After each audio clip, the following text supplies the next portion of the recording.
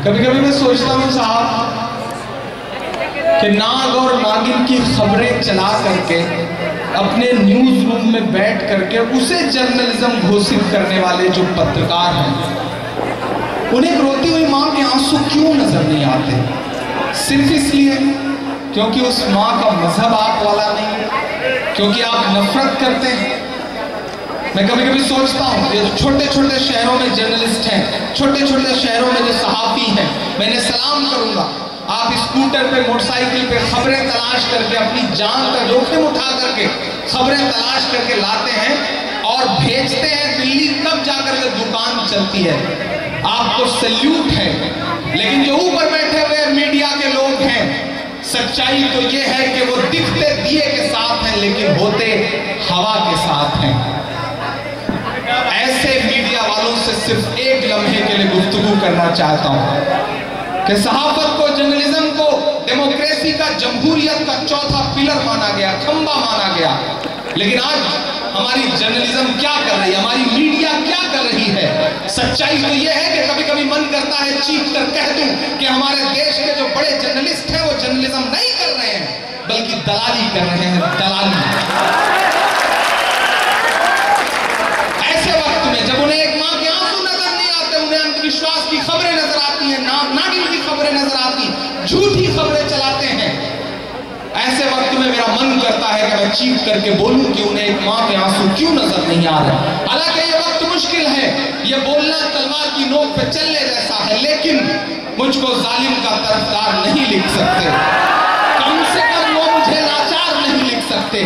जहां हथेली पे लिए बोल रहा हूं जो सच, उसको इस देश के अखबार नहीं लिख सकते, उसको इस देश के अखबार नहीं लिख सकते। तब इमरान अपनी जिम्मेदारी समझते हुए बात कहता है कि ये टीवी के एंकर कहां मर गए हैं।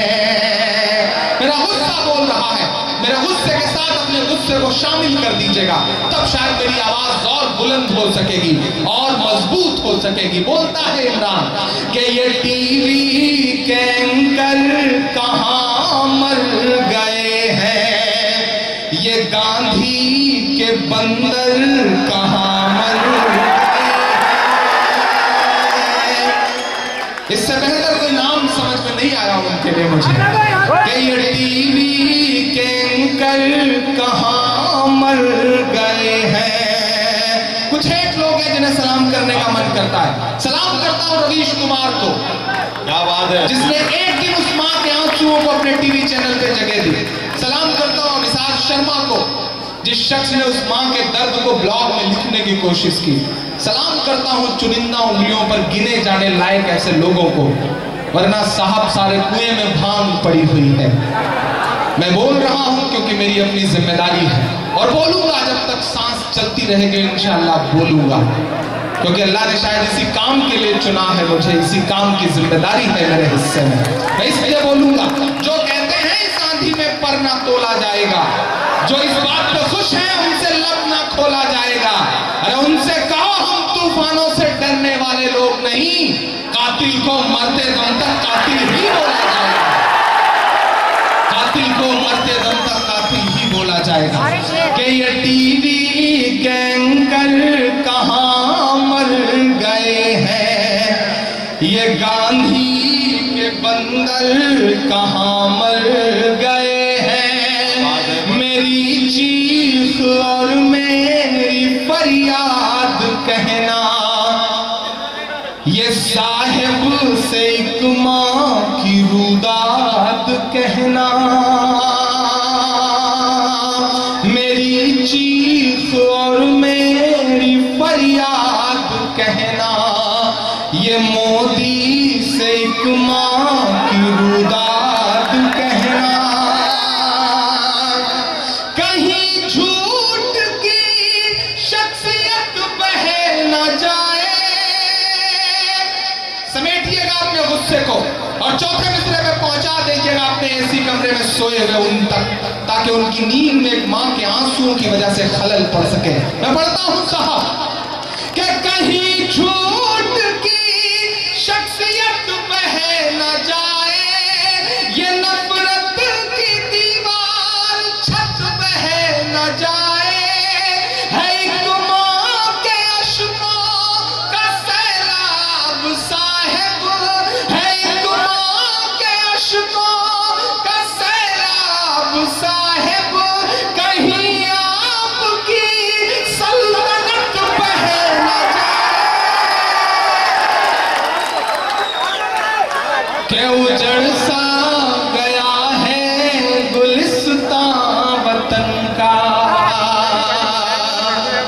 जुल्म इससे पहले भी था, ज्यादती इससे पहले की हुकूमतों में भी थी, लेकिन ये जो नंगई सड़कों पर उतर आई है ये पहले नहीं थी। इसके खिलाफ लड़ना पड़ेगा, इसके खिलाफ आवाज उठानी पड़ेगी, इसके खिलाफ इस मुल्क के तमाम अमन पसंद लोगों को एकजुट होकर के, सिर्फ मुसलमान की बात नहीं कर रहा मैं, इस मुल्क के तमाम अमन पसंद लोगों को एकजुट होकर के आगे आना पड़ेगा। क्योंकि उजड़ सा गया है गुलिस्तां वतन का, नहीं तो ये भारत था खुशहाल मेरा, कोई ला के दे दे मुझे लाल मेरा, कोई ला के दे दे मुझे लाल मेरा। बहुत शुक्रिया, बहुत मोहब्बतें। थोड़ा सा वक्त अभी शायद बचा हुआ है और मुझे हुक्म दिया जा रहा है कि मैं कुछ और सुनाऊं। आपका हुक्म है, मैं वो सब, हाँ जी, मदरसा भी सुना दूंगा, फलस्तीन भी सुना दूंगा और भी कुछ सुना दूंगा, लेकिन अगर आप कहें तो नई नज़म पहले सुना नहीं।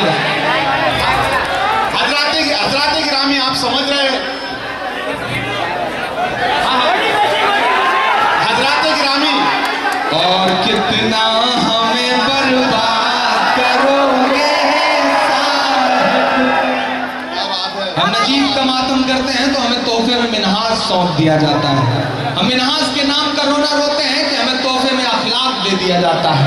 हम अखलाक के लिए रोते हैं कि हमें कतारों में बैंक की लाइनों में लगा के 125 से ज्यादा मौतों का तोहफा दे दिया जाता है। हम उसके लिए भी रोते रहते हैं कि हमें तोहफे में पहलू खान सौंप दिया जाता है। हम उसके लिए भी रोते रहते हैं कि हमारी आंखों के सामने हमारे 25-26 जवान शहीद हो जाते हैं और हम चुप रहते हैं। एक शायर की जिम्मेदारी है कि वो बोले।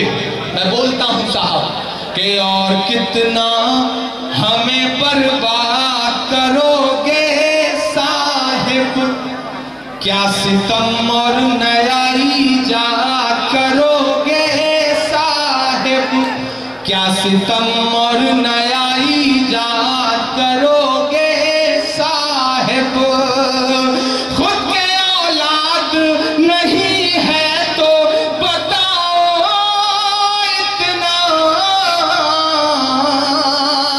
कितनी माओ को बेऔलाद करोगे साहिब, करोगे साहिब। कितनी माओ को बेऔलाद करोगे साहिब। और कौन कहता है कि दिल में वतन नहीं रखते, तुम्हारी तरह से नफरत का मन नहीं रखते, तुम्हारी तरह से नफरत का मन नहीं रखते। नोटबंदी से डराओ ना हमें, हम वो हैं। अब उठ जाएगा एक शख्स का हाथ कि नोटबंदी से डराओ ना हमें, हम वो हैं। ज़कात देते हैं हम, काला धन नहीं रखते, हम नहीं रखते। ज़कात देते हैं हम, काला धन नहीं रखते, हम नहीं रखते। फिर से पढ़ो, फिर से। हाँ तो फिर से पढ़वाने वाली ताली बजा करके बताइए कि आप फिर से पढ़ो। कौन कहता है कि दिल में वतन नहीं रखते, तुम्हारी तरह से नफरत का मन नहीं रखते।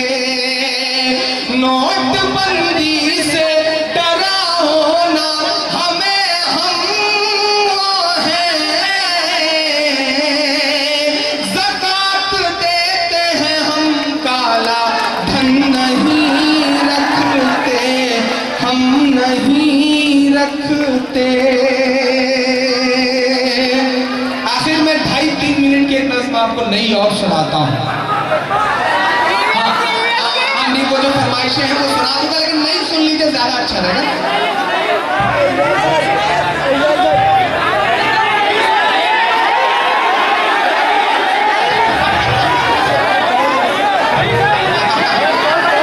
एक नई नज़्म सुना दो, फिर फरमाइश की एक नज़्म सुना दूंगा। चूंकि यहाँ पर अजय साहब बैठे हैं तो मेरी जिम्मेदारी बनती है कि मैं एक ऐसी नज़्म सुनाऊं जो बहुत अहमियत रखती हो। किसी ने एक शेर कहा कि कीमत तो बहुत बढ़ गई शहरों में धान की, कीमत तो बहुत बढ़ गई शहरों में धान की, लेकिन विदा ना हो सकी बेटी किसान की। मौका पड़ा तो लोगों ने कुर्सी के वास्ते तस्वीर ही बिगाड़ दी हिंदुस्तान की, तस्वीर ही बिगाड़ दी हिंदुस्तान की। मैं ये नज़्म आपको उन लम्हों में सुना रहा हूं जब हमारे देश का प्रधानमंत्री तमाम प्रोटोकॉल तोड़ करके एयरपोर्ट जाकर के बांग्लादेश की प्रधानमंत्री शेख हसीना को रिसीव करके पलकों पे बैठा के लेके आता है। 50,000 करोड़ रुपए का कर्जा देता है बांग्लादेश को, लेकिन अपने घर से 2 किलोमीटर दूर जंतर मंतर पर नंगे बैठे हुए पेशाब पीने को मजबूर किसानों के लिए एक ट्वीट करने की फुर्सत नहीं है उसके पास। तब इन लम्हों में ये नजर आता है। अफसोस के साथ ये कह रहा हूं कि टीवी चैनल पर बैठ करके उस पार्टी के बहुत बड़े बड़े प्रवक्ता गरीबी मिटा देंगे, ये कर देंगे, वो कर देगा भाषण दे रहे हैं, और राजपथ पर जहां 26 जनवरी को झांकी निकलती है उस राजपथ पर हमारे देश का अन्नदाता किसान नंगे लौट रहा है, लेकिन किसी के पास वक्त नहीं है। गरीबी को मिटा देने की बातें सिर्फ बातें हैं साहेब, गरीबी को मिटा देने की बातें सिर्फ बातें हैं। जो खुद दौलत के भूखे हैं गरीबी क्या मिटाएंगे? गरीबों का लहू तो आपकी कारों का डीजल है, गरीबी मिट गई तो आप क्या रिक्शा चलाएंगे? नाटक करते हैं आप। लाल बत्ती खत्म कर दी जाएगी, लाल बत्ती खत्म कर दी गई। 15 साल मुख्यमंत्री रहना, फिर 3 साल प्रधानमंत्री रहना, यानी 18 साल उसी लाल बत्ती में घूमने के बाद उन्हें समझ में आया कि आम आदमी को लाल बत्ती से चिढ़ होती है तो लाल बत्ती बंद कर देनी चाहिए। कमाल का आम आदमी से जुड़ाव है साहब। मैं एक नज़्म सुनाता हूं। आप पर एक इल्जाम है कि आप मजहबी शेरों पर, मजहबी नज़्मों पर बहुत दाद देते हैं, लेकिन एक ऐसी नज़्म है जो इस हिंदुस्तान की आत्मा से जुड़ी है, रूह से जुड़ी है, उस पर भी मैं आपकी दुआएं मांगता हूं। पढ़ता हूं साहब कि जंतर मंतर पर देखा है भूखे पड़े किसान को, जंतर मंतर पर देखा है भूखे पड़े किसान को। नींद भला कैसे आती है मेरे हिंदुस्तान को, जंतर मंतर पर देखा है भूखे पड़े किसान को, जंतर मंतर पर देखा है भूखे पड़े किसान को। कि सत्ता पर काबिज किसान के सपनों के हत्यारे लोग, सत्ता पर काबिज किसान के सपनों के हत्यारे लोग, और खुदकुशी करने को मजबूर हैं कितने सारे लोग। मोदी जी तो दान दे रहे बांग्लादेश भूटान को, नींद भला कैसे आती है मेरे हिंदुस्तान को, नींद भला कैसे आती है मेरे हिंदुस्तान को। 50,000 करोड़ का कर्जा क्यों? जब मैं तय तक गया तो पता चला कि बांग्लादेश को इसलिए 50,000 करोड़ का कर्जा दिया गया क्योंकि अडानी बाबू का पावर प्रोजेक्ट लग रहा है वहां पर। पाकिस्तान विमान लैंड किया था ना एक दिन, बिना किसी प्रोटोकॉल के, बिना किसी पहले की खबर के पहुंच गए थे मेहमान बन के। क्यों? क्योंकि वहां भी पाकिस्तान में भी पावर प्रोजेक्ट लग रहा है, लेकिन भक्तों को लग रहा है कि साहिब तो देशभक्ति निभा रहे हैं। मैं बंद पढ़ता हूं साहब कि राष्ट्रवाद की इस अफीम का कैसा गोरख धंधा है। अमित भाई, नहीं भाई, अभी एक चैनल के इंटरव्यू में मुझसे कहा गया कि इमरान साहब आप हुकूमत के खिलाफ बगावत वाले शेर पढ़ते हैं, अच्छी बात है, लेकिन एक हुकूमत के खिलाफ ज्यादा क्यों बोलते हैं?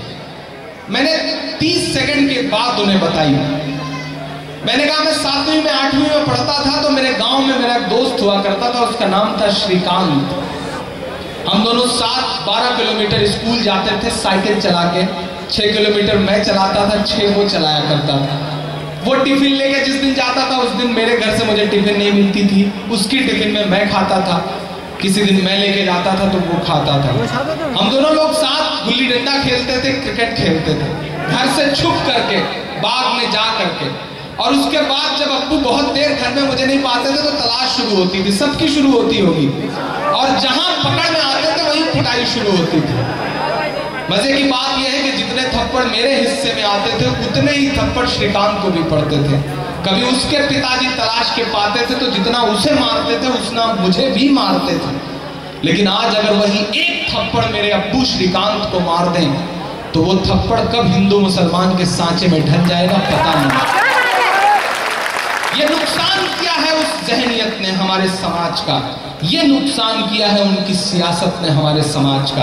आज हम साथ बैठ के चाय भी पीते हैं तो थोड़ी देर में एहसास हो जाता है कि कौन हिंदू कौन मुसलमान। मैं चेहरे से मुसलमान नहीं लगता। मैं ट्रेनों के फर्स्ट क्लास में सफर करता हूं, मेरे मोबाइल में साजिद भाई फोन आता है और जब मैं जवाब में वालेकुम अस्सलाम कहता हूं तो मेरे आसपास की सवारियों के चेहरों पे पड़ी हुई शिकन बताती है कि इस सियासत ने क्या नुकसान किया है हमारे मुल्क का। मैं बोर्डिंग पास लेकर के एयरपोर्ट पे खड़ा रहता हूं सिक्योरिटी चेक के लिए, पूरी जिम्मेदारी से यह बात कह रहा हूं कि मैं बोर्डिंग पास लेकर के जब सिक्योरिटी चेक के लिए एयरपोर्ट पे खड़ा रहता हूं तो बोर्डिंग पास पर मेरा नाम मोहम्मद इमरान पढ़ने के बाद जो सिक्योरिटी इंचार्ज की उंगलियों का दबाव मेरे जिस्म पर बढ़ जाता है वो बताता है कि उनकी सियासत ने हमारे मुल्क का क्या नुकसान किया। मैं इसलिए बोल रहा हूं, मैं अपनी जिम्मेदारी समझते हुए बात बोल रहा हूं। मैं कभी कभी सोचता हूं हमसे आखिर क्या उम्मीदें करते हो आप। हमारे हाथ में आप सरोद थमाते हो तो हम उस्ताद अमजद अली खान बन जाते हैं। हमारे हाथ में आप तबला थमाते हो तो हम उस्ताद जाकिर हुसैन बन जाते हैं। हमारे हाथ में आप शहनाई थमाते हो तो हम उस्ताद बिस्मिल्लाह खान बन जाते हैं। हमारे हाथ में आप क्रिकेट का बल्ला पकड़ाते हो तो इरफान पठान, यूसुफ पठान, जहीर खान और मोहम्मद शमी बन जाते हैं। हमारे हाथ में आप टेनिस का रैकेट पकड़ाते हो तो हमारी बेटियां सानिया बन जाती हैं।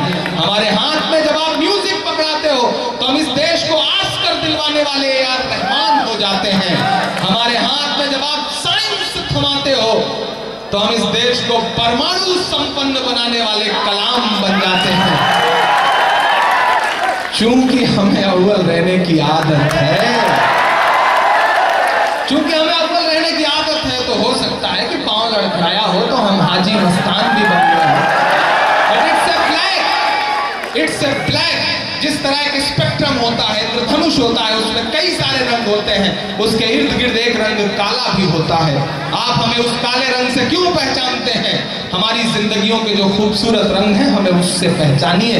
हम इस मुल्क की तरक्की में शाना बशाना आपके साथ खड़े हैं, हम पर यकीन करके तो देखिए।